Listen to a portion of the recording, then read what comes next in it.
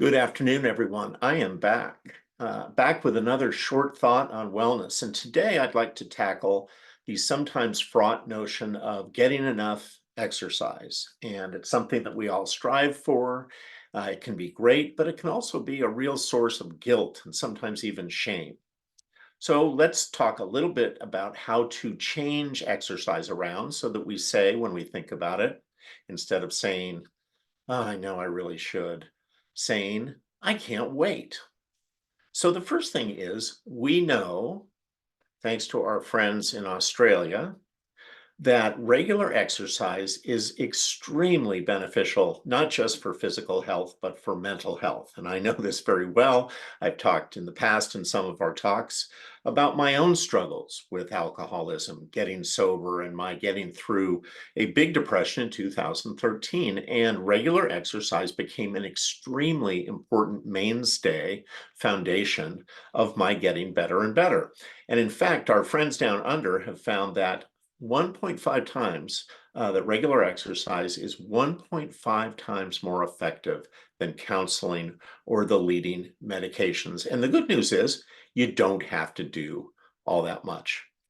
Why then is it so tough to get going? How do we get started doing this really beneficial thing for ourselves?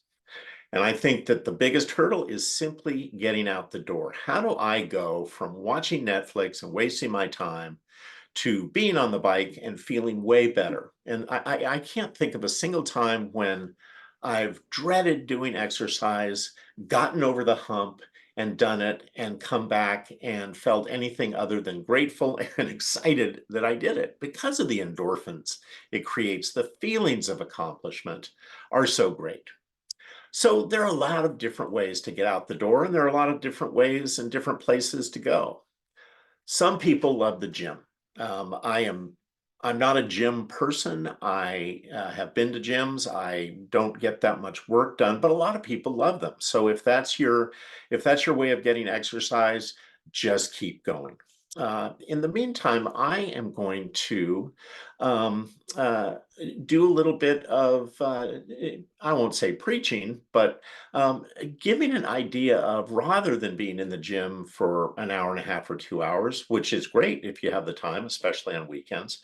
But the folks at the Mayo Clinic have shown that we really don't need that much exercise. Each week, aim for 150 minutes of moderate exercise. That's per week, friends. That comes out to about 20 plus minutes of exercise each day. If you want to do less but work a little bit harder, you can cut that number in half. So that is not a really big ask. And so once we understand we're going to do this, it's not going to be that tough. What are some of the perspectives, the best mindsets to get into to make this path towards eventual fitness all that much easier to tread? Well, first, let's understand we're not competing. People don't care how fit we are. We care too much about, our body image or whether we're fit enough, but don't compete with yourself. Be yourself, to thine own self be true. I like that saying.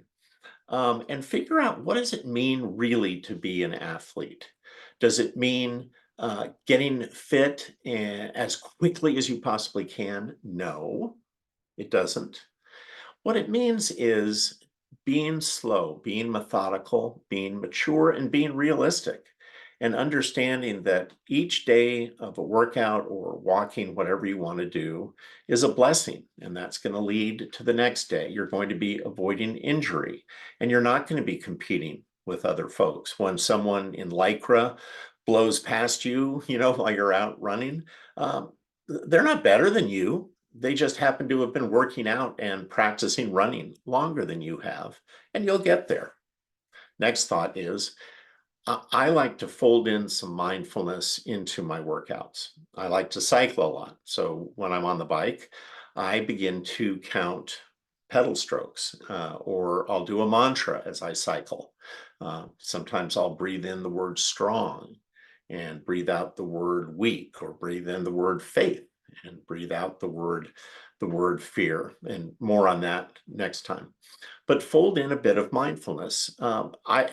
some people love to work out with other people. I think that's fantastic.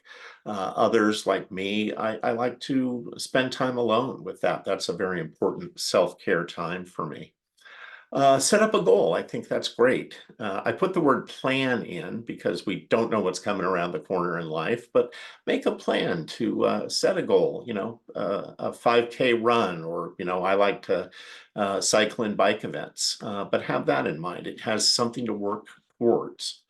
And then go very gradually towards what you are looking for, what your goal is.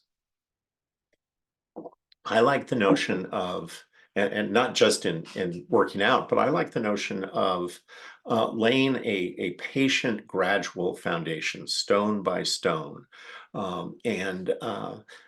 Again, you're not trying to build fitness immediately. You're not being a weekend warrior. No, no offense. I used to be a weekend warrior, still sometimes am, but a lot of times being a weekend warrior is a pretty quick path to hanging around on the weekend with an injury, playing warrior video games. So again, lay the foundation slowly and have that patience and moderation. And think about becoming accountable to somebody. I like to fill out a exercise log like this.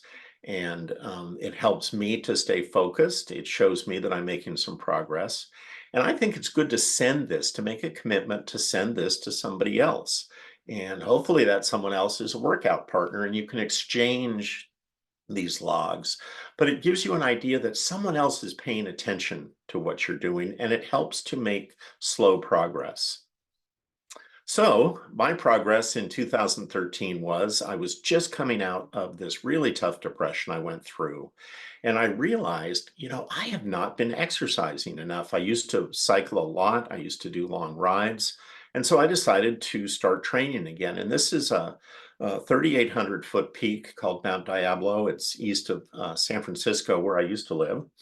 And so I trained for it for a year, and I didn't try to get to the top immediately, small incremental steps.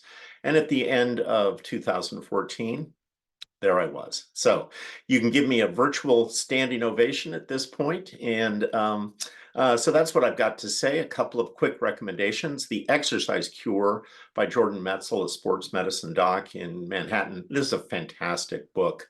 The thesis being you just don't have to do all that much exercise to get these profound mental and physical benefits. The Inner Game of Tennis is great on the notion of being nicer to ourselves when we work out.